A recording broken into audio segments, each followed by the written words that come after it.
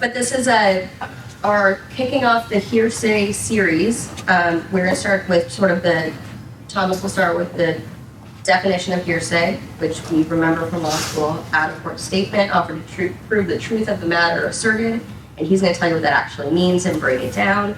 Danny's going to talk about non-hearsay purposes. That's outside of what the definition of hearsay is. I'm going to talk about multiple hearsay, that's multi-layers of hearsay within an out-of-court statement, as well as a brief intro on some of the exceptions and what an unavailable witness is, because a lot of the exceptions to the hearsay rule have a requirement that the witness be unavailable, and unavailability doesn't necessarily mean what it means in everyday life.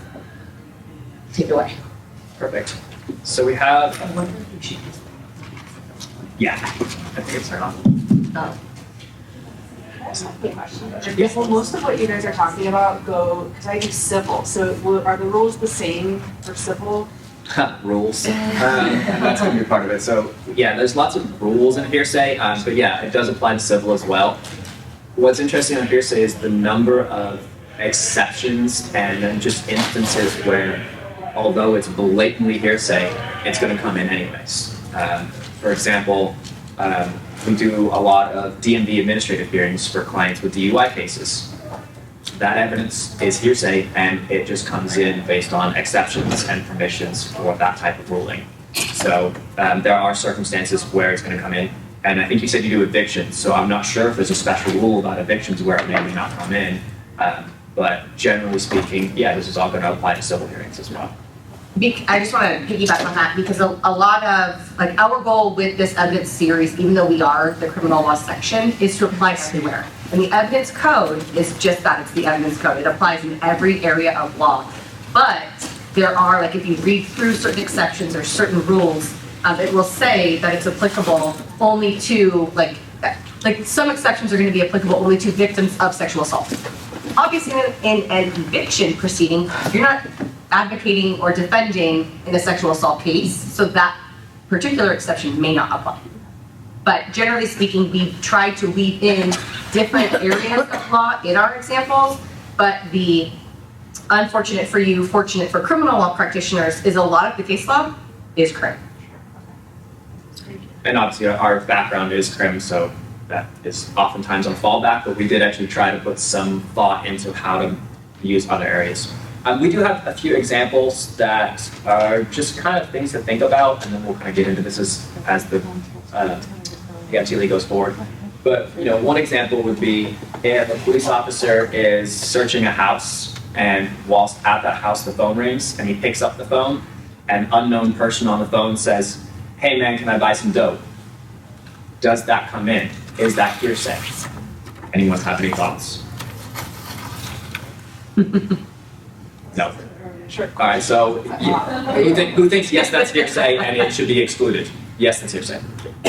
Okay. Who thinks it's hearsay and should be excluded, or yes, it's hearsay and it won't be excluded? Well, there we go. All right, let's just start with yes, that's hearsay. Anyone think yes, that's hearsay? Okay. Anyone think no, that's not hearsay? Dorian wins. So, what's that being offered for? Right? Are you trying to prove, yeah, I want to buy dope? Or are you trying to show that maybe the person is looking to go rob the house, or a million other different things you could offer that for? Now say that we were all in a room and someone says, "Hey, anyone seen Rachel?" And I just have to look over at Rachel. Is me looking at Rachel a hearsay statement? Who thinks yes, it's hearsay? Who thinks no, it's not hearsay? A couple will say no. Who says maybe? Yeah, maybe. Right? It depends on the circumstances. If anyone says, "Hey, anyone seen Rachel I'm looking for?" And I kind of like nod at you like, "Oh yeah, I know Rachel is," and then I do one of these to really indicate Rachel's right there, that might be hearsay. But if someone just happens to say the word Rachel and I just happen to look over her, that's not necessarily hearsay. That's just me looking in that direction. So a lot of it is going to depend on the context of that statement. This one is Danny's. So a witness or a party testifies at a hearing that their child told them the other party or parent is drinking and driving with the child in the car. hearsay or not hearsay.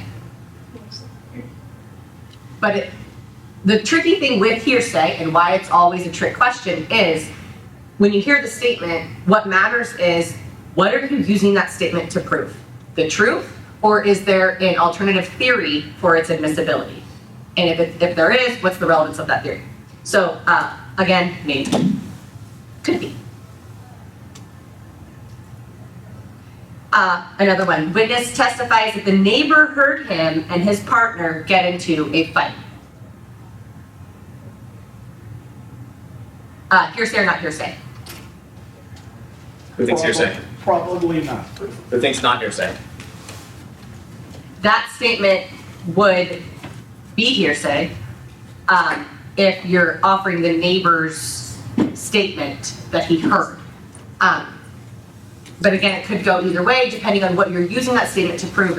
If it's to prove that you got in the fight or you didn't get in the fight, whether or not it's the truth is what it's going to come down to. Okay, here, defendant seeks to suppress evidence of a warrantless search of his car. Police officer seeks to testify that defendant's mother, who owns the car, gave consent for the search. Who thinks that that is hearsay? Raise your hand. Non-hearsay? I think you guys are getting the trend, and it's always sort of, what is it being offered for?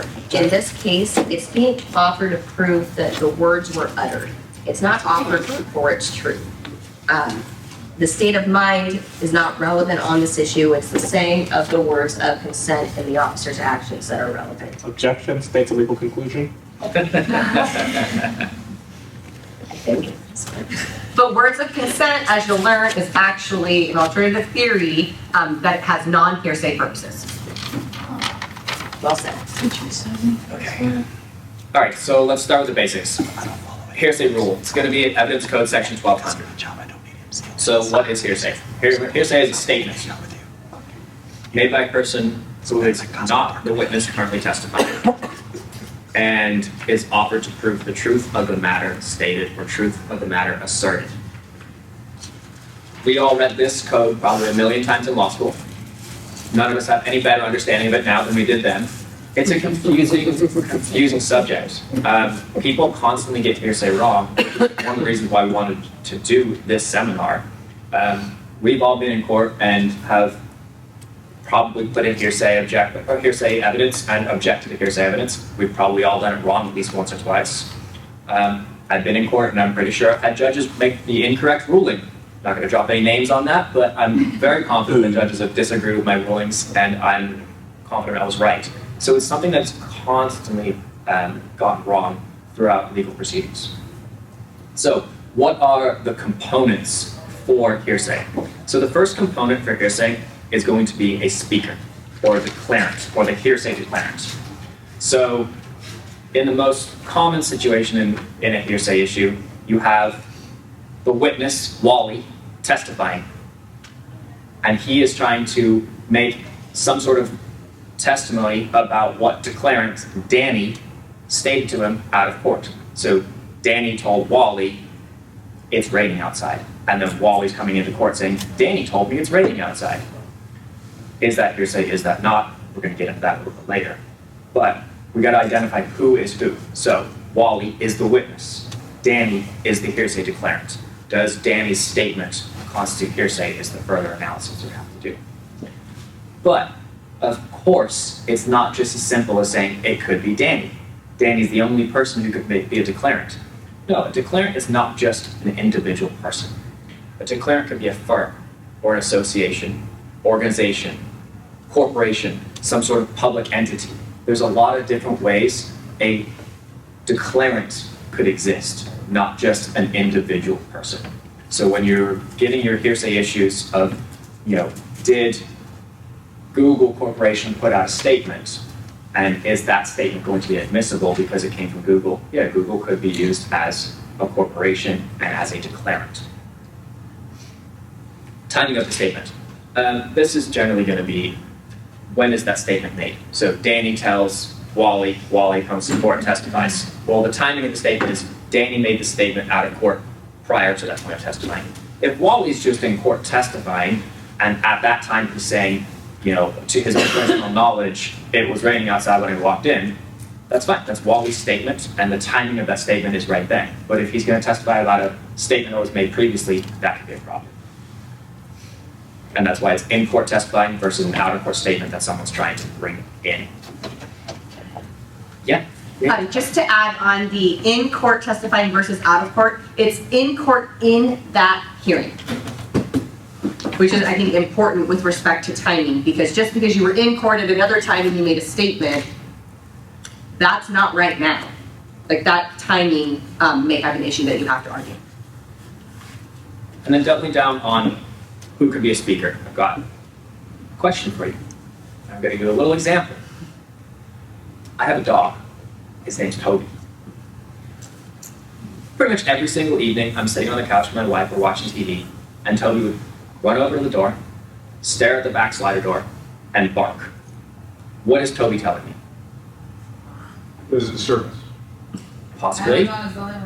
Possibly. I have to go outside. I think that's what it is, right? Toby's telling me, let me out, I go to the bathroom, I need to go outside. So I then get up off the couch, slide the door open, and he can go and do what he needs to do. Say I come to court and I want to testify about Toby telling me he needs to go to the bathroom. Is Toby's barking and telling me he needs to go to the bathroom hearsay or not hearsay? He's telling me he needs to go to the bathroom. Why are you offering it? That's a great question. Okay, let's say I want to offer for that for the truth of the matter asserted. I'm trying to prove that Toby needed to go to the bathroom. Do we have a animal psychologist? I mean, let's assume that's the actual truth. That's what his bark needs. I need to go out to the bathroom. Can we offer that as a hearsay evidence, or is that not hearsay? I think you have a foundation problem. I mean, if you know your dog well enough to say that's what he's communicating, that's one thing. I mean, taking apart really from the hearsay. Assume I have that foundation. If it were a human being, it would be hearsay. Yeah. Now you're on my trap. Can a dog make a statement? Can a dog be a declarant? Yeah. Dogs and animals cannot be declarants. The oftentimes we see this as an issue is when a police officer uses a dog to search a car and they sniff and then they respond saying, hey, there's dope in the car. So in my scenario where I have Toby barking, I can testify to that. Yeah, my dog barked, I let him out to go to the bathroom. And I could even probably try to argue that that's usually what I do. I let him out because I think he needs to go to the bathroom. And my interpretation is he needs to go to the bathroom. But his bark is not a hearsay statement because he cannot be a declarant. With your example of a search dog, they're trained to search and sit on it. Yeah, there's a lot of foundation that needs to go into those as well. But we're not getting into all of those details today, obviously. But yeah, there is a lot of foundation that goes into that. And with the proper foundation laid, that can come in. Yeah. That's a very special situation. Yeah. What about conduct as a statement? So I kind of mentioned this one earlier, right? When someone says the name Rachel and I look at Rachel, is that then going to be a hearsay statement? And that one's a big maybe. Big maybe. Now, if someone wanted to say, hey, can anyone tell me where Ashley is? And then I point to Ashley and I look directly at her and the cops are there with their handcuffs ready to come and arrest her, that's probably a hearsay statement because I'm like, oh yeah, there's Ashley, go and arrest her. That's a very affirmative thing for me to do. Whereas if someone just happened to mention Ashley's name and I just look over in her general direction, yeah, that one's going to be a lot harder. So it depends on what the person is trying to do and what type of assertive conduct that they're giving or what type of intent that they're giving. If we're going to give you some code sections on that, so statements can be oral, written, or nonverbal. That's going to be evidence code section 225. And these will all be in our materials. We made a list of every single code section that we reference and a list of all the cases that we reference, so don't worry about frantically writing down the code section. Exactly. And we do, at least in this one, trying to put it on the bottom here so you have some sort of reference. What about computers? If I have a computer printout or a receipt from a grocery store, is that going to be hearsay or not hearsay? Who says hearsay? Who says not hearsay? Who says maybe? Maybe, right? Depends on the basis of the information. So if it's me typing up a Word document and hitting print, no, that's my hearsay. If it's us scanning a barcode because I'm a cashier, and then that prints a receipt, and then maybe goes into the inventory system, and then maybe goes into the purchaser's credit card history. That's all computer-generated information. Computers are not people. Computers cannot make statements. What computers are doing is not going to be hearsay. And finally, truth of the matter asserted. One of the kind of topics we've already touched on a couple of times is, what are you offering this for? When it was Toby barking, perfect question. What am I offering that for? Am I offering it to prove that he needs to go to the bathroom, or just offering it to prove that he barks? You know, That you got up off the couch. exactly, right? Subsequent conduct, showing that I got off the couch. So what's the purpose of offering that piece of evidence? And we're definitely going to be talking about that in a little bit. I kind of worked in some of my examples as we were talking, but as I mentioned, the dog alert or bark indicating presence of narcotics, that's not necessarily going to be a hearsay statement because it's not a hearsay statement because dogs and animals are not declarants. Data printout or computer-generated report. It really depends on what type of information is in there and more importantly where it came from. So if it's something that just automatically was created by the computer, you know, the date and the timestamp on a receipt, certainly that's not going to be something that question in the back? Aren't you gonna be trying to get that stuff in under the business records exemption? So that would be one way to do it if it's hearsay. So say in my general practice of my business, I write up some sort of report. Say I'm a store. I'm the owner of a store, and I write up activity reports every single day saying, you know, how my employees did versus didn't do, and that's something I do regularly. Then maybe that would be business records exception. But what about if it's just a receipt that's printed up saying that I purchased a dozen eggs and a gallon of milk? That could be business records, but it doesn't even need to get that far because it's not hearsay to begin with. Because a computer can't make a statement in that way. So kind of a follow-up question. So this is actually really foundational, and I'm interested to hear Danielle's kind of views on it because in family law, I've seen trials absolutely shut down, hugely consequential because somebody shows up for a divorce trial, which essentially a divorce trial is a grand accounting, okay?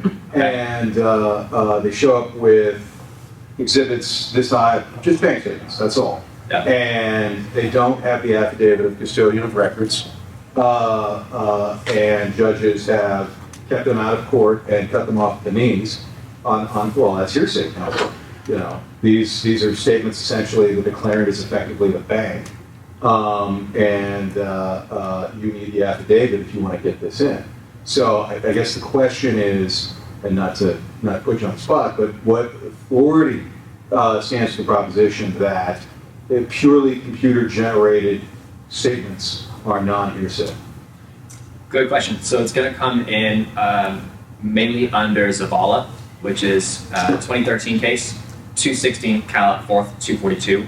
Also in our materials. Yeah. And that's going to give you a lot of the authority there. Obviously, there's going to be a lot more cases, and I'm going to make a disclaimer now that we're not giving you all the cases, or maybe not even the most on-point ones, but the ones that we've been referencing and using as we prep for today. But that's what I would look at to start there. And then, yeah, when the judge says, no, like bank records don't come in, that there's no affidavit, what do you need an affidavit for, Judge? Like, where are you at with this? But it depends on what you're using it for, I think. And there may be other foundational requirements that you're going to have to meet. And I think you can also say, is it a statement by the bank or is it a statement by the person making the transaction that's reflected in the bank records? Yeah. And it doesn't have to be the bank or that person. So company A, if they're using company use B's records, generally, sometimes company B can use those records as well. But I think then we're tying into business records exception. And if I were you and you're trying to offer those into evidence, I would be saying, what are you talking about, Judge? Like, this is a computer-generated report. There's no hearsay value here. But I don't know what the judge is objecting to. Just foundation that there are true and accurate copies, maybe. And that might be the issue that he's getting at. Whereas if they came from the bank directly, there's no issue of them being modified by them. Yeah, I think the judge's perspective on that is kind of implicit in the earlier question, which is we have the business records exception for a reason, and that is because business records are hearsay.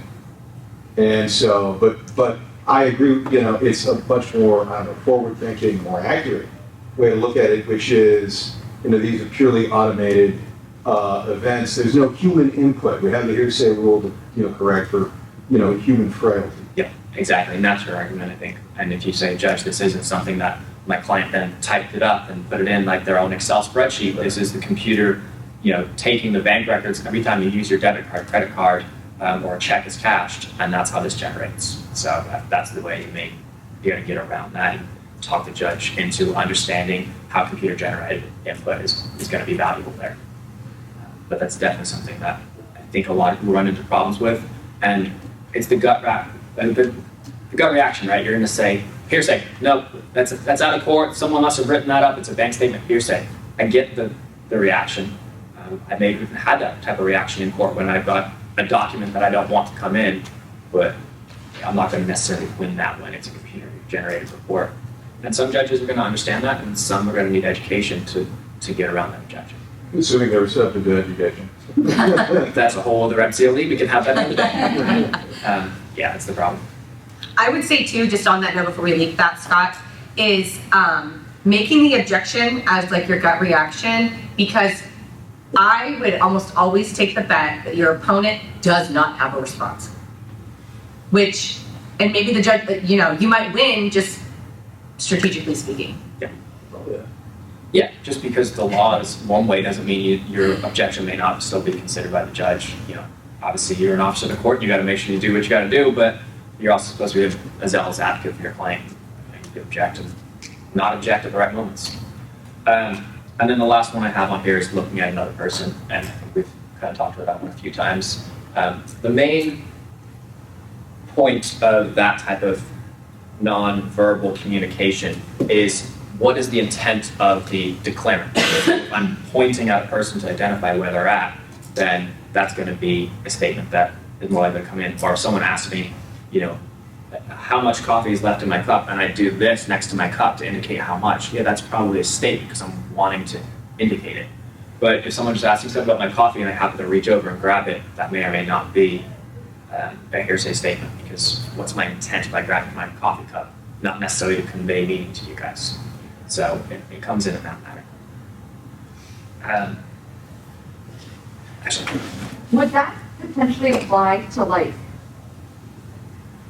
words as well? If someone makes a sound or a reaction that like isn't offered for that intent, or would that just be kind of a cross-examination point? no, I think if you have some sort of like sound that is made, I think that could definitely be hearsay. The classic, someone tries to cover a word under their breath by coughing, and you try to use that sound. Or if you whistle to catch someone's attention, I think that could be used as a statement. But again, it depends on what the intent is and how assertive that conduct is. If someone just happened to sneeze, probably not going to get away with that one because it's a sneeze, it's involuntary.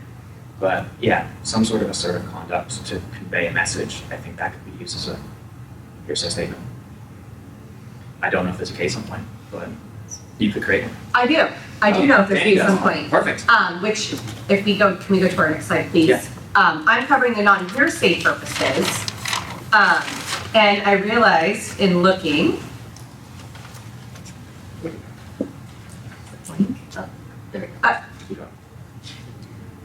Oh, we just do all of them, please.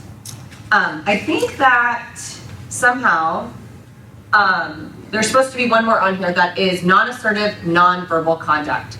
Because when you have conduct and you want to use that as a statement, what it really comes down to is whether or not you're making an assertion. In other words, are you substituting an oral or written statement for your conduct? And that's what, whether or not it's hearsay will, I just said that wrong, but that is what will be determinative if it is hearsay. Because is the purpose of the conduct to convey a message that which the proponent wants to argue is true? Coffee. Do we want to argue that is how much coffee Thomas has in his cup versus, I don't really know what another alternative explanation for showing that next to your coffee cup would be, but The reasons that are generally advanced for considering nonverbal conduct as non-hearsay are that non-assertive conduct does not involve the veracity of the actor, and non-assertive conduct frequently involves some indications of trustworthiness, which arise out of the fact that the actor has based his or her conduct on the correctness of his or her belief. And it's the actor's belief that has the evidentiary value from which we draw our inference from that conduct. And where that's covered in the comments to Evidence Code Section 1200, which is the hearsay rule. I'm going to take these a little bit out of order than they are on the slide because my favorite non-hearsay purpose is the verbal acts or operative acts. And what that comes down to is when the issue is that the statement was made versus the truth of what was made, like in the statement. Some examples of those would be oral or written words constituting formation of a contract, words of relationship, words of consent. Words of relationship is going to be Rogers v. Whitson. Consent, People versus Burnham, which I'm not going to give you the full citation because they are in our materials. Words of authorization, which is People versus Nelson, or words of instruction, command, or order, which is In re Robert W. My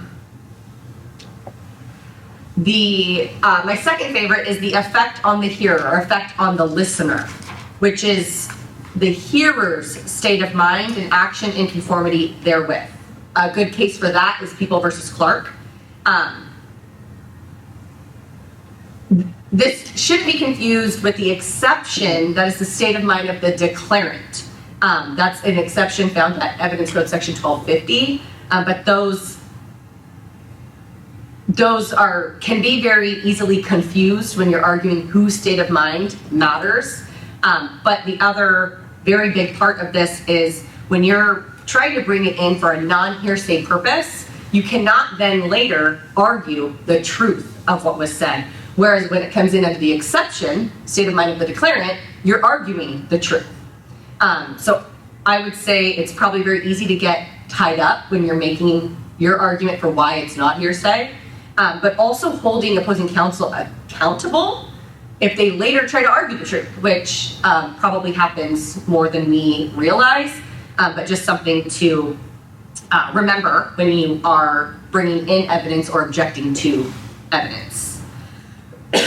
When the statement is offered to prove the effect on the hearer, it's not hearsay because when the evidence is that the person heard the declarant's statement and acted on the basis of believing that statement to be true, it's the hearer's credibility that is in question, not the declarant's. That is going to be U.S. versus Lopez for the case on that. And the issue to be determined by the trier of fact, whether that's a judge or jury, is whether the hearer accurately heard the declarant's statement, believed the statement to be true, and acted in conformity with his or her or their belief. And because the hearer is present in court, they're subject to cross-examination, and you can cross-examine them on those three issues. Which I'm going to throw this in that I realize is not in our materials, but Evidence Code Section 780 is also the Cal Crim Instruction 226 that outlines all of the ways that you can attack a witness's credibility and argue why the court or jury should or should not believe the testimony. There's a long list of all the, like how far they were away, their perception, their memory, their behavior and conduct while testifying.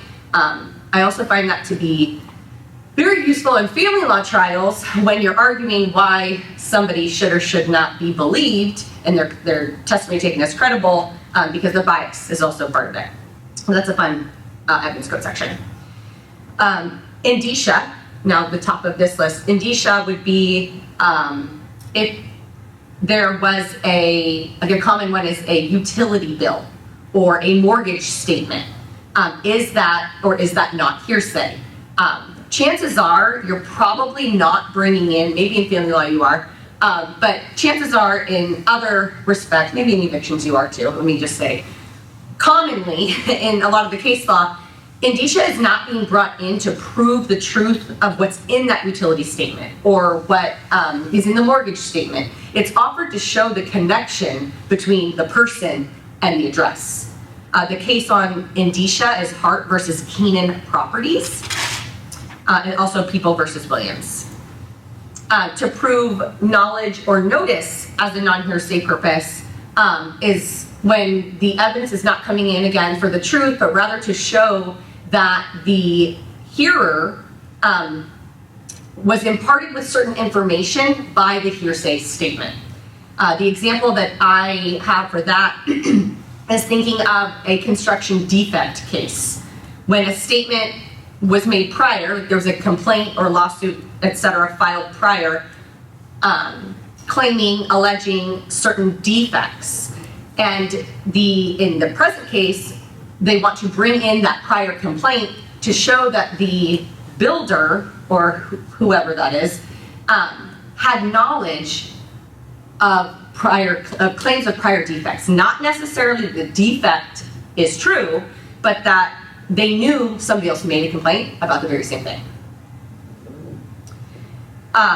False statements.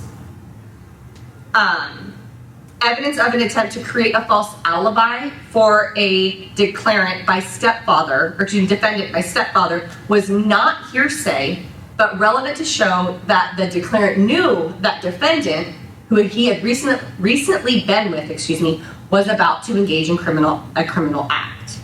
And I think I have an example of this because it's a little bit confusing, the false statement, but it's when the statement is coming in not to show that it's actually true, but it's to show that what commonly a defendant or maybe, a defendant in either criminal or civil, what they said is actually not true. And it's circumstantially shown as this proof. I think I've covered all of those on that. So my examples are not in there again. Oh, no, sorry. Is it? No, they're not. They're not. Okay. The correct PowerPoint will be given in the materials. I don't know what I did for this, but example number 1. Father's statement to child that mother is on OnlyFans. We're litigating a child custody dispute, and mother wants to bring in testimony of father's statement to their child in common that she's on OnlyFans. But the issue is custody. But he's a party opponent. He is a party opponent. So it would be an exception, but if we're limited to non-hearsay purposes, it's not being offered to prove that mom is actually on OnlyFans, but rather the effect on the hearer, the child. It's relevant to show that dad speaks negatively to the child about mom, which I would argue then bears in the child's best interest, which is the standard in family law. Because going back to if the statement is being used for a non-hearsay purpose, what is your alternate theory of admissibility, and is that relevant?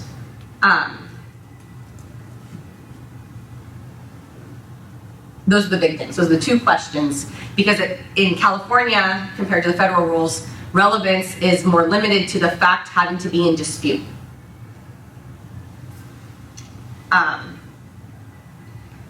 Second example, where we're prosecuting defendant for robbery, and there is robbing a fast food restaurant, and there's evidence against the defendant that includes a print of a shoe from the restaurant counter. A police officer testifies for the prosecution that, in his opinion, the shoe print matches the sole of the shoe defendant was wearing when he was arrested on the night of the robbery. Prosecution then asks the officer, how did you happen to lift the shoe print from the counter? Officer responds, I asked one of the witnesses what the suspect touched, and the witness pointed to the shoe print, and it was left by the suspect that came into the restaurant. Defendant then objects to the testimony as containing inadmissible hearsay. Is that testimony hearsay? No, because the out-of-court statement that the suspect left the shoe print on the counter when he was robbing the restaurant is not being offered to prove the truth of the matter asserted that the robber stepped on the counter. The statement was offered for the non-hearsay purpose of showing the effect of the statement, whether true or false, on the police officer and the reasonableness of the police officer's later conduct. So then the next question is, was that relevant to a prosecution for robbery? No. Well, I would say no. I would agree no. So that looks like an interesting example of like wanting to object almost, I'm not gonna say performatively, but like to show like, we don't know whose shoe print that is. Like, you're not offering it for the truth of the matter asserted that the defendant stepped on the counter, just that the officer believed that the defendant might have stepped on the counter. Like, yeah, that's kind of my question. Bless you. Is objecting to it relevant to get the shoe print removed if there's no other evidence that that's where it came from? And in this example, that was not my example, by the way, but I plagiarized it. But what they're arguing is the reasonableness of the officer's conduct in then later going to the defendant. But so basically probable cause for the arrest, right? That's not an issue when we are at trial stage. That's going to be an issue before trial when we're litigating a motion to suppress, which is not in front of the jury. So that statement is not relevant to the trial on the robbery. Does that make sense? Yeah, but could be an important hearsay objection if that's the only evidence that that shoe print is in fact the defendant's, if they're like using it to place him at the scene. And I think you would then need to get strategic, and do you want to object, or do you want to then just cross-examine on the circumstances around that shoe print and the officers believe that it was the defendant's? I think this demonstrates as well, how much of a small distinction can be made when you're trying to show what something's being offered for and whether it's going to come in or not, and as well who your audience is, and frankly how well you come in prepared for that argument. I've had a case very, very similar to that, where it was a robbery at a pizza place and the 3 co-defendants came in and one of them left a shoe print on the counter. And how do we deal with that? So you have to be prepared to say, how do you identify that shoe print and who is telling you that and what are they trying to tell it for? So it's a tough one, because I think that in one circumstance you might be able to successfully argue that's the truth of the matter. And another one, you might be able to argue, no, it's not. It's just, a non-operative kind of indication made by an employee. It's not a distinct one way or the other type argument. And frankly, with all of these, I think when you have such narrow issues and difficult issues, come in prepared, because if you're more prepared than your opponent, you may just come out victorious on that issue. What's the statement? The statement is the shoe print, or that I saw this guy jump on the counter? The statement was that the suspect left the shoe print on the counter. So specifically, that the witness, the officer asked one of the witnesses what the suspect touched, and the witness pointed to the shoe print. That's the statement. I got a question. Pointing? Yes, conduct. Just the pointing? Yes, because that's assertive conduct, Yep. right? Because he instead of saying the shoe print, he's pointing to the shoe Think print. about it if the witness, instead of pointing, had said, the suspect put his shoe on the counter. Would that be an adequate statement used? And that's the way I would argue it, but I mean, like I said, it's such a finite issue and it can go either way so easily that it's one where you really want to come in prepared, because that's when I would argue that's hearsay. I would come in and I would be saying, that's hearsay, Judge, no way, that can't come in. And I don't know what I did in my case, it was several years ago, but I likely made that type of objection. I got a question I was noodling on in this topic of intended for a non-hearsay purpose. Earlier, I think Danielle mentioned that a distinction, state of mind of the declarant versus state of mind of the listener. When one of them, I think it was state of mind of the declarant, Danielle mentioned you can't later argue, in a closing argument, the truth of the matter of the statement, even though you got it in through a non-hearsay purpose. So my question is, I mean, what is a general rule when you're getting evidence in for a non-hearsay purpose? What are the limitations on my ability in closing to kind of, I mean, because my general thought is, if I got evidence in, it's in. And I can comment on it at my heart's content. Probably depends on what the judge limited it for, right? If you just put it in and opposing counsel doesn't object, I would say it's in. Yeah, but assuming the objection and there's a ruling and it's for a non-hearsay purpose. So non-hearsay purpose is effect on the listener. So state of mind of the listener. State of mind of the declarant is an exception, where we can argue the truth versus not the truth. It's hearsay, but there's an exception versus Correct. non-hearsay. And when it's hearsay, but there's an exception, you can argue the truth of that statement. But when you are offering it for a non-hearsay purpose, you don't, the whether it's true or not is irrelevant. Because what you're arguing is what the listener did upon hearing that statement. Well, I mean, so here was a hypothetical that came to my mind when I heard you say this, so you'll indulge me. Go ahead. So, okay, I run over to my neighbor's house, and I steal his garden hose. And as I'm running away, the neighbor hears me yell, my house is on fire. Okay? Now, I guess we could, I would probably have to say in this hypothetical, like, what's relevant? That my house is on fire, or that I'm not guilty for stealing his garden hose, right? But, I mean, certainly, like, can I, let's say it comes in for the non-hearsay purpose of, the state of mind of no, because it's an exception, because I'm the declarant. So the classic one that I always have for effect on the listener, and again, I do crim defense, so it's going to be a crim hypo. Dispatcher takes a 911 call and then conveys information to a police officer who's responding to the 911 call. It's a DV situation, and dispatcher tells the cop, hey, it's domestic violence call at 123 Main Street, need you there, cop's driving. Cop's going there, lights and sirens, bust through the door, gun drawn, and we're going to be arguing something about the cop, or what he did, or what he saw, or what's in his brain. So what is the statement of him saying on the stand, I took a dispatch for a domestic violence call at 123 Main Street? That's just to show what he did. We're not agreeing that it's a domestic violence call. I would probably be arguing it's not domestic violence, right? From my position. But all that statement's being offered for is to show what the cop did. So that's going to be admissible for that purpose, not to show it was actually domestic violence. And I would argue if the prosecutor tried to say, even the dispatcher said it was domestic violence. No, you can't argue that's the basis for your proof. You have to actually prove it. That's just to show what the cop did. That's all. And so I think that's where, like we were saying in the beginning, that's where hearsay gets tricky, because it's like, why do you want the statement in? Do you want it in for the truth so you can argue it's true? Or does it not matter if, like, it's... And my classic response is, when it's being offered for a non-hearsay purpose, then I don't need the statement. If the statement's not relevant, just show what they did after. Yeah, but you could still say in your DV hypo, you could still, ladies and gentlemen of the jury, the police officer received a call, and he was told it was domestic violence incident.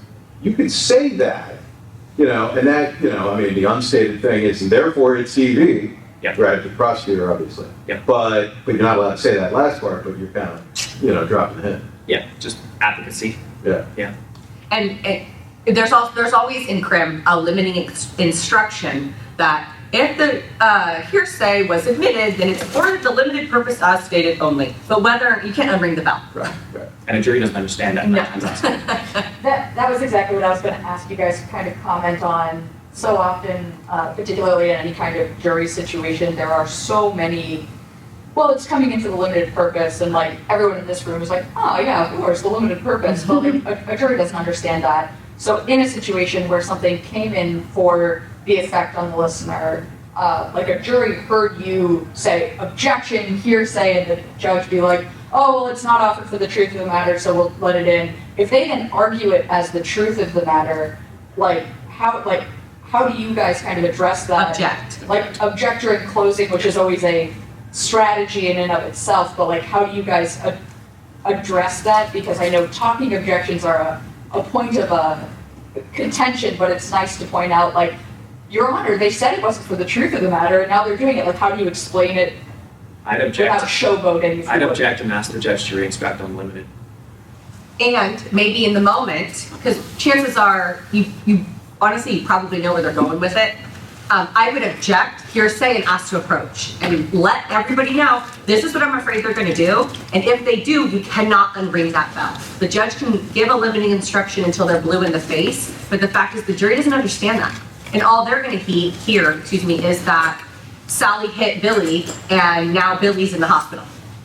Like why else is Billy in the hospital? I mean, like we're, but I would ask to approach and say, this is why. And if it's truly not relevant, that the statement is true, it's not relevant to the determination, let's leave the statement out and talk about that Billy was in the hospital. Whether or not you're gonna win, I don't know. But that's what I always do. And I argue that's why I'm blue in the face. What about, like, Rachel, have you? And the judge usually wants us to approach. In every trial I've done, it's been you approach. Even on other kinds of objections, we really try to keep it out of saying too much in front of the jury, so that way it can be addressed calmly, privately, and the judge figures out how they want to handle it. It honestly depends on the judge on what kind of remedy you'll get. I've had it go well, I've had it go less well, but definitely approaching is really my go-to. Yeah, I think it depends on the jury and on what the prosecutor, in my situation it's always a prosecutor, right? On what the other side just did and how do I need to respond, especially when it's a jury, because they don't understand a lot of our legal principles, so sometimes you have to put on more of a show for a jury so they understand your argument and they can take the evidence as it should be.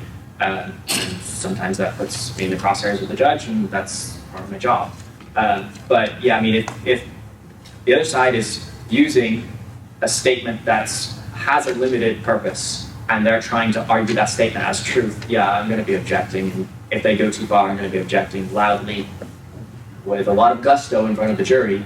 But if it's like something I can see coming, like Danny was saying, and I can try to approach and stop it before it gets there, that would be the better way to do it.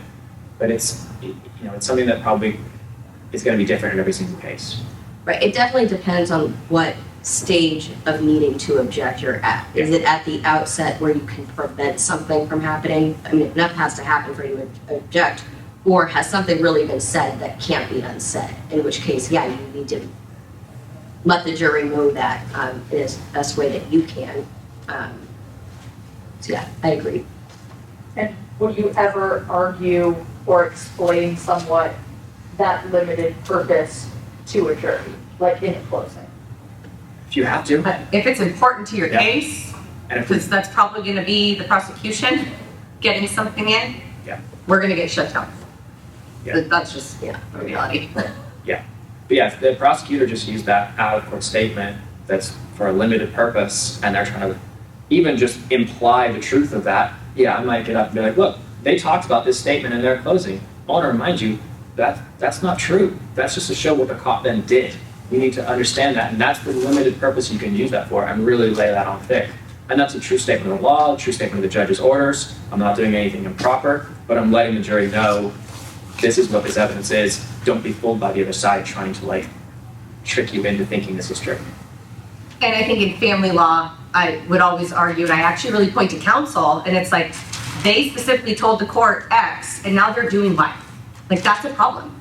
And this is why I objected, and that's why it's important for the court to be reminded of the evidence code and the fact that this is inadmissible for the purposes that they're arguing. So the court should not consider that.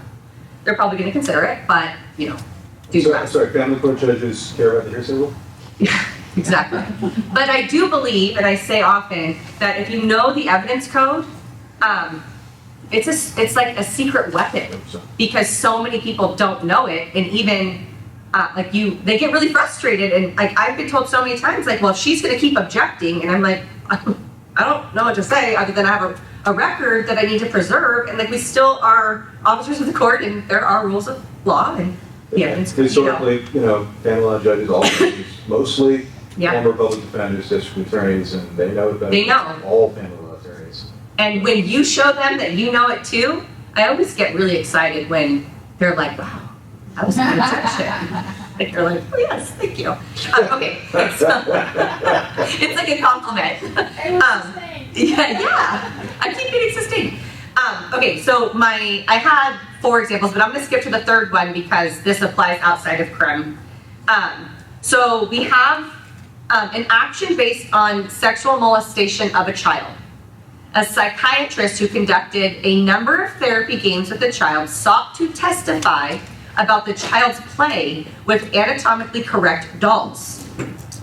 Was playing with the anatomical dolls assertive nonverbal conduct and thus hearsay?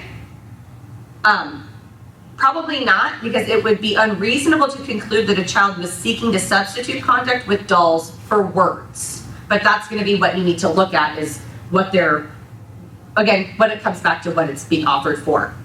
But if they know they're under observation, you know, they might be. And maybe prior to the conduct of the dolls, the therapist says a very specific question, and the child then touches the backside of the doll, or touches the front side of the doll, or the breast of the doll. But then, and the case on that was N. Ray Cheryl H., but it was disapproved later on different grounds, People v. Brown. But likewise, a child's spontaneous touching of others' genitals and breasts was non-assertive conduct. The appellate court stated that when the child's actions did demonstrate her awareness of, I just lost my example, I don't know what I can do today.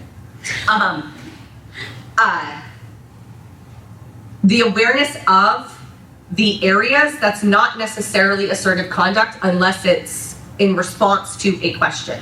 But just generally knowing these things is not going to be assertive. And I think the next slide is now Rachel. Okay. And we have a lot more, so I'm going to try to go a little bit quickly and skip over some things. Yeah, okay. I forgot we're doing 11. Okay, never mind. So multiple hearsay. Evidence Code Section 1201 is what is the operative code section for this. It refers to 2 or more layers of hearsay in an out-of-court statement. Each layer must be, in order for the statement to, or the whole statement to come in, you have to get through each layer. The right strategy is really to start with the first statement that's made. An example would be, and I almost exclusively do criminal, but I've had some domestic violence restraining orders where this becomes an issue, is people try to admit a police report, not call the officer to testify. They want to get the police report in, which includes the officer's observations, statements, as well as summarizes witnesses and victim statements. We got the victim statement, say it's verbatim, or they claim to be, that the officer types up into his report. We got to get, what is the victim's level? How do we get over that? And how do we get over the report? Report needs the officer to come in and testify is really what needs to happen, but a lot of people in other areas of law may not realize that. In our next series, we can have 10 series on all the hearsay exceptions. At the end, we are going to touch on a couple that are very commonly used, but really my focus here is to explain that it's not just the evidence code that provides exceptions. It can be rules of court, local rules even, propositions. It does not have to be just an evidence code exception. And sometimes something that is blatantly hearsay, as Thomas said at the beginning, is allowed. An example, and I don't do family, so I need to reference what it's called. So the local rule in Contra Costa County 5.17b, which refers to in family court when a confidential mediation is referred for a child when there's custody disputes. That's my understanding of it anyway. The court at its discretion can have a mediator prepare a report that's just basically talking to the kids, information gathering. It's talking to other people. And that report, which contains clearly hearsay statements from other people, as well as that mediator, I assume's recommendation or whatever their thoughts may be, that report in itself is submitted to the judge and considered. So not only do we have multiple hearsay, it doesn't matter. The rule of court says it can come in. And so that's something to be aware of. However, what's interesting about multiple hearsay is just because an initiative or a rule may allow hearsay in some instances, it does not necessarily circumvent 1201 for multiple hearsay for non-criminal people, which I think is. In probate, guardianships and conservatorships, a court investigator goes out and interviews the conservatee or the conservatee, and it's my understanding that report is confidential to the judge. Is there ever a way to get that report? Because then if you could get the investigator, you could get all sorts of information. Well, I don't do probate, so in terms of actually obtaining that report through their processes, I'm not sure. I do know that in the example that I gave about this mediation report that's submitted to the judge, though it is supposed to be this confidential referral, that it's, because it is submitted, is not considered to be fully confidential. It actually in the code, or the local rule, it says the confidential aspect of this in this circumstance is limited. I don't know if that would be the same in probate. I don't know if anybody else practices in that, if there's a way to get the report. I can't speak to probate. Obviously, that sounds like it's a confrontation problem too, although even though we don't have an absolute right to that in civil. But I mean, really, you're absolutely right. I mean, this is completely like just flouts the rules of hearsay. I think it's a recognition. Number one, there is a statute and statewide rules that say we want the kid of suitable age and intelligence, 14 or older certainly, to be able to express their views to the court in a contentious custody case. We don't want to have the kid called. I mean, there's some judges that are totally fine with that. Judges coming out of juvenile or bring the kid in this one. But the overriding thing is we don't want to put the kid on the witness stand if we can avoid it generally. And number three, just the reality of our court system. We send a lot of our social problems to family court, and they're overwhelmed. And so this is the questionnaire.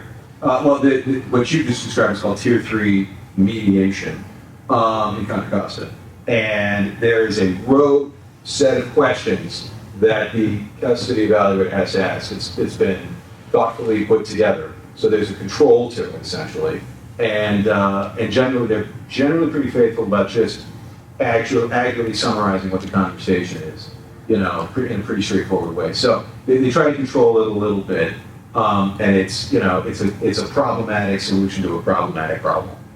Right. And that is what it seems to be. A lot of the rules that circumvent the evidence code seem to be for that purpose, to try to ease some of the issues within a particular department. But you're right, it's not perfect, and it flies in the face of the hearsay rules. In that case, if multiple hearsay is clearly allowed. For non-criminal people, in felony cases, you have a right to what's called preliminary hearing. And what that is it's a probable cause hearing, just to see if there's probable cause for the charges, all the elements of the charges, to hold the defendant to answer, which then, once you get past that stage, then you can proceed to trial. It is only in felony cases. And Prop 115 was an initiative that basically says, and it's through the Penal Code 872B, I believe, that a properly qualified law enforcement officer, I won't get into what that really means, or investigating officer may testify at the preliminary hearing to hearsay. Again, I believe the purpose of that proposition was because the burden is so low, we're just seeing if there's probable cause to make this charges stick. It's not have always all these live witnesses like at a trial at this stage. So an officer who goes to the scene of a domestic violence case, takes the victim's statement, takes witness statements, him alone can go to the preliminary hearing and testify to all of those statements. That is allowed.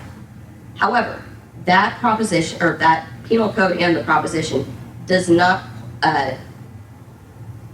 circumvent 1201. So what oftentimes happens is you'll have one officer take a witness's statement, write a report. You'll have this leading investigating officer who will speak to the other officers. speaks to the officer who took the victim's statement. He'll then try to testify to that other officer's police report and the statements contained therein. And that has a second level of hearsay that Prop 115 did not circumvent. So you do have a valid hearsay objection, or it's a valid, say, multiple hearsay objection. You would need that testifying officer to also speak with the victim and just corroborate what's in the report. It doesn't take much. You can say, did you tell this officer this? And if they say yes, then, you know, it comes in anyway. But oftentimes, I think the district attorney's office doesn't realize that there's many layers. They're just used to Prop 115, the witnesses' statements, not having to call them. And it does keep some stuff out by the multiple hearsay rule. So that's, oh, and another thing, yeah. Have you had, I guess, any luck in arguing, 1201, multiple levels of hearsay, specifically with like expert reports? Because I've definitely experienced a lot of officers testifying to what an expert put in their report about like a medical issue or saying X, Y, or Z that I've always found to be multiple levels of hearsay. When you have just an officer get on the stand and testify to it without any of the base knowledge of that expert, have you had hearsay, multiple levels of hearsay be successful in that kind of level? It's more turned into a foundational issue when I've been successful, where the officer did not call the expert, usually, okay, a lab report tech or lab tech. They're just relying on the lab report. And I have been successful until then the officer says, well, I did call the guy. I did find out his qualifications. I don't know how they end up remembering all the qualifications of these people, but they do. And I've been successful when that wasn't done. It's, I think, one example where it wasn't done. The DA's office does know to correct them on that potential objection. And again, it's kind of like a quick phone call to the person who wrote the report and said, how did you do this? Was this done in your normal course of business? And you can maybe get a business records exception, but they do, like, it's a foundational issue. But I have had judges, sustain the objection until the proper foundation is laid. I don't know about you. Yeah, I mean, most of them, it's like, on a felony DUI, they're gonna talk to the lab tech who ran the blood work. Lab tech went to university or whatever, has done 5,000 different blood runs, knows how to use the gas chromatograph, blah, blah, blah. And then that's how they get that evidence. And that one's pretty routine, and they'll even have like a Prop 115 sheet that the cop will literally just ask these questions that the DA's prepping. Preliminary. Exactly. And then they essentially read off of it. And I've objected that they can't just read, and then it just literally is every question they have to refresh their recollection because they don't remember it, but it all comes in the end. What came to mind when you asked that question, though, actually, is that it depends on the nature of the expert.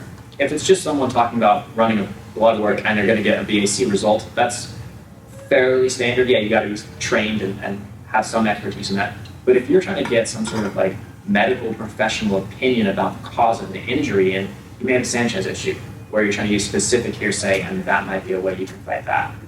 And obviously, we're not getting into Sanchez today, and that's a whole other can of worms. Yeah. But that might be the way you want to look into that.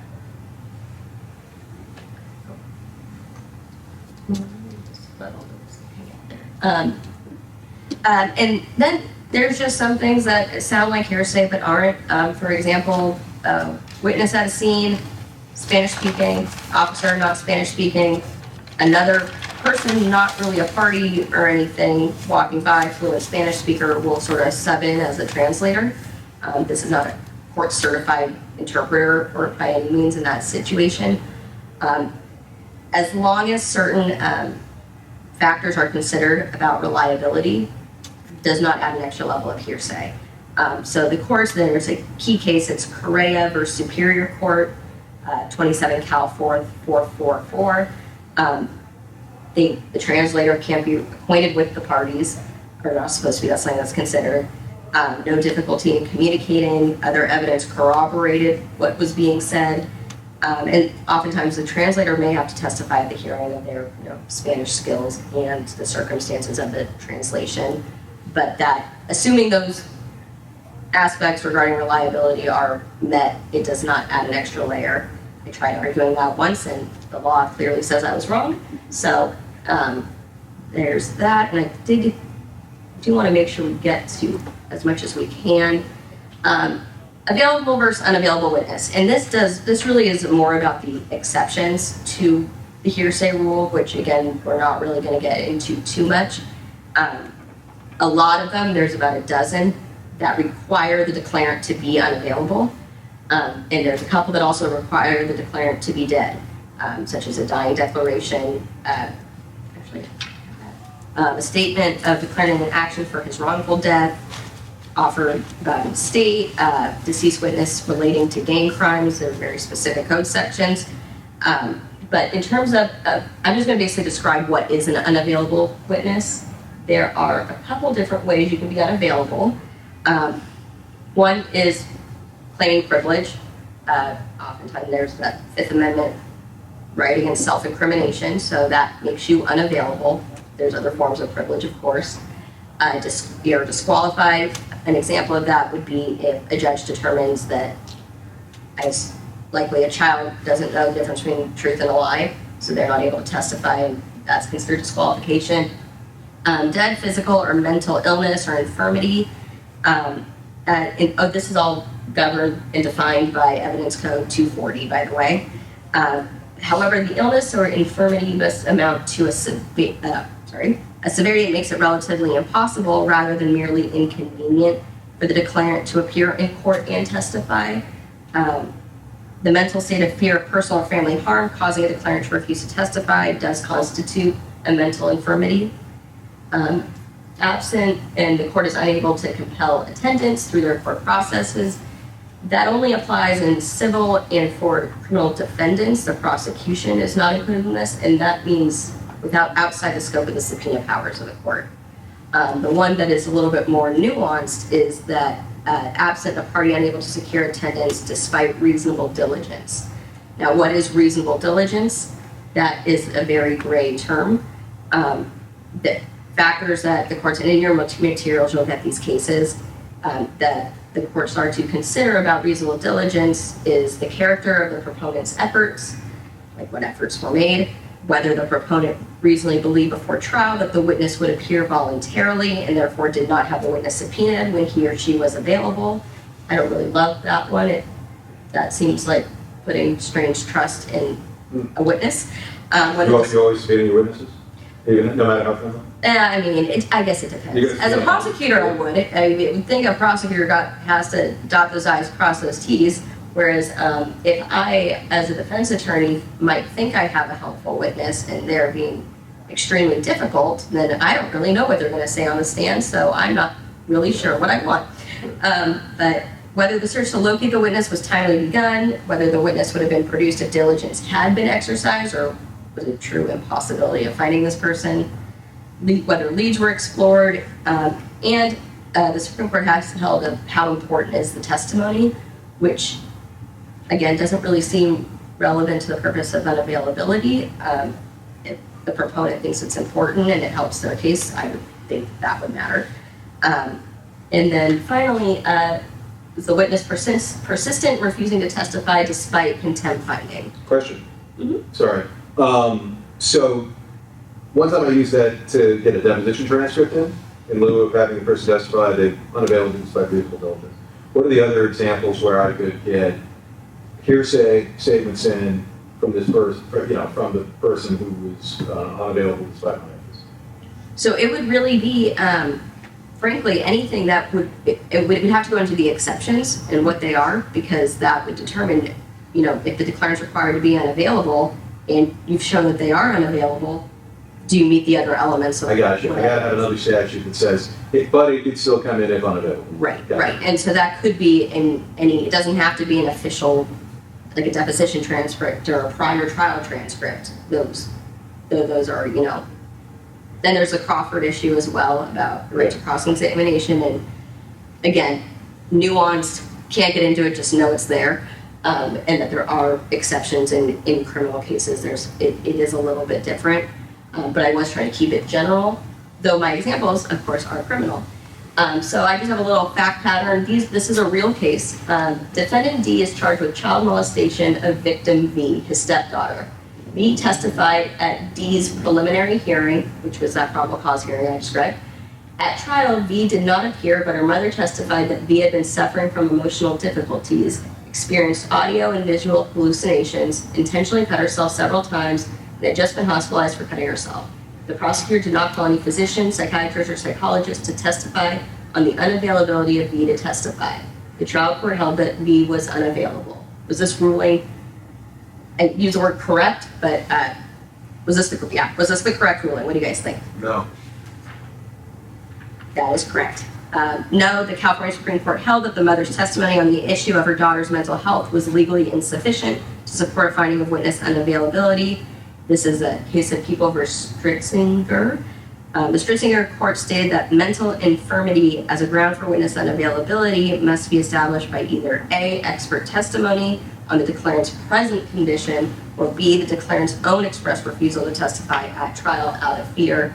And there are other cases where that conversation would be held, potentially in chambers for the judge to determine if it has to come straight from the declarant. And I got one more. Defendant D is prosecuted for murder. The prosecution offers a preliminary hearing testimony of an eyewitness W based on her unavailability and the prosecution's reasonable diligence in trying to procure her trial attendance. A pretrial hearing on a suppression motion begins on June 26th, but does not conclude until September 1st when the motion is denied. On September 1st, a search for W begins. The search for W diligently continues until September 8th when her preliminary hearing testimony is offered into evidence. D objects, claiming that the prosecution efforts did not begin at a reasonable time. Should D's objection be overruled? Yes. All right, this wasn't as tricky as I thought, I guess. Yes, the Court of Appeal, and this is a People versus Saucedo, which was disproved on other grounds in another case, but this part stays true. The Court of Appeal noted that even D acknowledged that the prosecution had engaged in a flurry of activity in seeking W. His complaint was that the search had begun too late. The court pointed out the trial date was tentative because of the pendency of the suppression motion. Had the motion been granted, the prosecution would have had 10 days to file a notice of intention to file a writ. Filing the notice would have continued the trial. Filing a writ may have resulted in a protracted continuance. So under these circumstances, it was reasonable for the prosecution to begin its search only when the trial date uncertainty was removed. Now, had this hearing not been something like a suppression motion, which can be dispositive, had it been something more like a hearings on in limines or, something, would the ruling be different? Again, I guess it would depend on the in limines. It's something that would not result in a continuance regardless of the judge's ruling. So it really had to do with, I think, how dispositive that hearing could be that began in June, where it didn't really matter up until it was denied on September 1st. So that is that court's ruling. Are there any exceptions to the hearsay rule? All right, well, just a few, and we don't have a lot of time, but we did, let's see.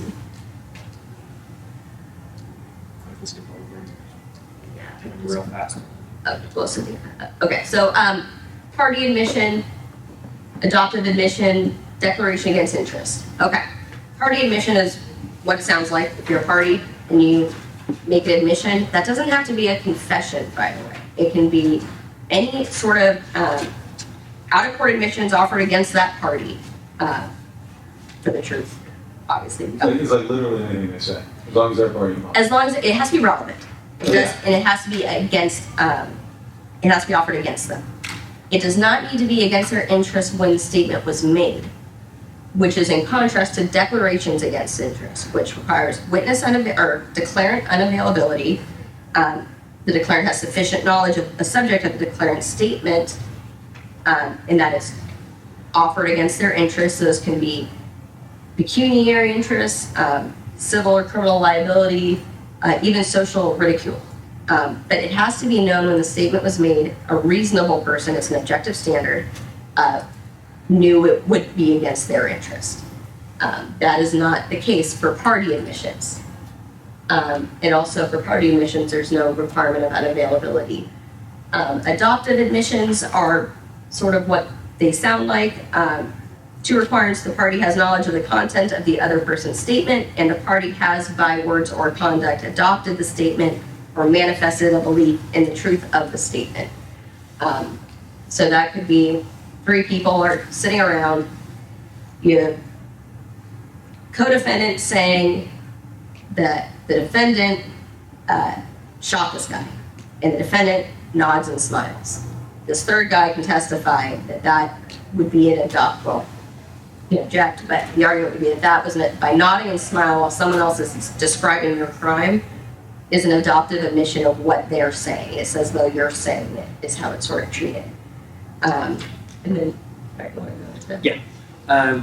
So for business records and official records, they are pretty similar. And people always think that they know exactly what business records exception can do. You just take any record from a business and it can magically come in as long as you can say it's from Costco or from whatever business. And they're not totally wrong on that, but there's of course details and exceptions and rulings that must be considered. And there are 4 main elements that you must hit for a business records exception. So the first is that it must be made in the regular course of business. So if every day you tally up the number of hours your employees worked, that would be something that you do in regular course of business. But if it's just something you randomly do or decide to do one day but not the next, it's probably not going to come in because it's not done in the regular course of business.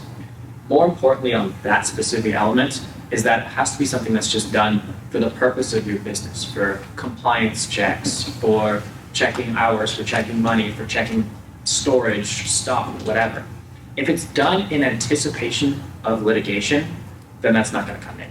So if you write up an incident report because one employee accused the other one of sexual harassment, that's probably not going to come in if you're doing it to cover yourself for any future sexual harassment. Even if it's your store policy that you're always going to document sexual harassment incidents, which is probably most policies, if the underlying purpose of that is to prevent yourself or protect yourself from litigation, then you're going to run into issues. And I suppose the argument's going to be when you go to trial or go to hearing, well, we're not doing it because of potential litigation. We're doing it because we want to make sure we can document this for a doctor's report or so we can submit it for insurance billing, for counseling, or whatever it may be. But it depends on the purpose of that recording that the business is making. Also, it must be done at or near the time of the act, condition, or event. So obviously the purpose of a business writing that you're trying to put in is to get some sort of act, condition, or event into evidence. Now that act, condition, or event is really, really broad. It's going to cover almost everything that you want to get in if that's what you're looking to do. So what does it mean when it's made at or near the time of the event? If you make it the same day, yeah, probably. If you make it, at the end of the week, maybe. End of the month, less likely. If you make it 3 months later, you're going to have an issue that you didn't make it at or near the time of the event. I guess it's going to be a factor-driven question of what event are you documenting it? Or what event are you documenting? How often do you document this event? What is your normal practice of how you document this? If it's an everyday thing, then it's an everyday thing. If it's a monthly billing, then it's a monthly billing. Question. So I'm trying to think pragmatically, like how, if I was opposing the production of business records that was accompanied by an affidavit, right? That we got, that the other side got via subpoena. And so they don't have the custodian present for me to cross-examine, to lay a warrior foundation, whatever, that, these exceptions to the rules, it essentially means that the exception doesn't apply, right? Yeah, this wasn't done in the regular course, right? Yep. But if all they have in hand is the affidavit, how would I go about, like, it just seemed very difficult to me how I would make a record. All I could do is make an offer of proof, and then I couldn't back it up with any admissible evidence. So if you have a good faith belief that it's not going to hit one of these elements, if you know about it in advance, send your investigator out and and subpoena the custodian yourself and bring them in. Yeah. Or if it comes in by surprise and you're like, whoa, I didn't know this was even going to be here today. When did you subpoena this? I haven't had a chance to look into this. Ask for continuance. They judge I'm familiar with this business. Costco is this terrible business. I think this isn't done properly. Or, whatever business it is, and say I needed time to investigate this. And if it's a good faith belief, I think the judge should listen to you and you should get your continuance. Question? Okay, again, civil litigation, records from a city that are in the city's files. Okay. And you've deposed the city officials, but these city officials who are acknowledging these records were not the writer of a letter back in 2016 or 2011. It's just, it was done by a prior official. That can still come in. So you don't have to have the author of the document be the one to testify to it. You don't even have to have the custodian be the one to testify to it. So you call the custodian to the stand, that's great. But if you don't have the custodian, call the manager. Call the employee who's worked there for 10 years, who is familiar with how that business records things and practices. They're familiar with the fact that they do inventory every Wednesday at 7 p.m. and that at the close of that inventory, they fill out their inventory sheets. Or that letters such as this to a property owner are written in the ordinary and normal course of business. Exactly. And you could even do it from different businesses coming, different business record, a different business's record being stored with you. So maybe I'm, a warehouse and a trucking company just delivered something to me, and I always keep the trucking invoices in my trucking invoice binder. Well, I can use ABC Trucking's invoice to show a business record, even though I'm warehouse company, because that's the regular course of business, and it's a document that came in the normal course, and that's what I typically do. So even if you're not the author of it, you can get it in. There are other issues, and the final element of business records, at least, is that there must be information and method and time of prep were such to indicate its trustworthiness. So if you have an issue with the fact that you don't think it's trustworthy, maybe in your example of the official records, because trustworthiness is part of official records and business, maybe the prior city official underwent some sort of scandal. That might be enough to show that there's a trustworthiness issue, that you might be able to exclude that under that record. But otherwise, they're usually considered trustworthy. With official records, they're very, very similar to business records. Really, the only kind of difference is that there's not going to be the made in regular course of business element, because it's not a business. It's an official, public city or public record, that kind of nature. Also going to speak about business for just a second. That doesn't mean for-profit, it can mean non-profit, it can mean a different corporation, different group, so it's pretty broad. Prior and consistent statements, I'm going to hit very quickly. I'm going to kind of give my own personal spin on this. The main way I end up using them, impeachment. I very, very frequently use prior and consistent for impeachment. Got cops on it. Can't tell you how many times. Cop walks in. Oh yeah, this is what I saw. Well, officer, didn't you write the complete opposite in your report? Oh, well, yeah, I did. I just got to impeach them with a prior and consistent. There are a number of other ways you can try to use it. We're a little out of time, so I'm not going to detail that today. Want to hit a disclaimer, because obviously we are attorneys, so we're going to disclaim all of our work. As with most things in the law, hearsay is not straightforward. It's going to require research and articulate argument. I mean, just today we've gone back and forth on a couple of issues, and we've said over and over again, this is tricky. I mean, we put up tricky questions to begin with to show that this is such a confusing area of law. Is Toby barking hearsay or not hearsay? Even that you got to think about and do your research and do your homework to figure out the arguments. People get it wrong. Attorneys get it wrong. Judges get it wrong. We might have gotten it wrong. Make sure you do your homework. You learned nothing. Right? No, I mean, we did a lot of work, we did a lot of prep to get this, and we're very hopeful that we're correct, and we're confident we are. But we're also attorneys, and we're never going to say that in a public setting that it's 100% accurate, and you can No report guarantee. and say, well, Thomas and Rachel got up there and said all this stuff, so therefore it must be right. Look at the materials, it Yeah. cites the cases, the code sections, and if you read those,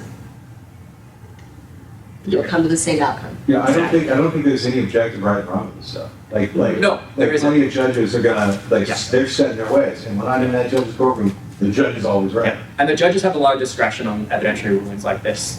For them to be overruled on a hearsay issue, it's got to be pretty clear. Right. So you're gonna have a lot of leeway to argue what you need to. And knowing your judge is obviously a huge advantage. If you're familiar with that judge, you know what they're going to rule and how they're going to take the evidence.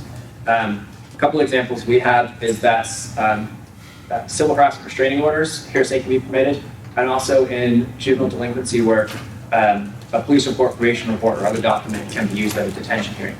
So what are we saying? Come prepared, do your research. Thank you, guys.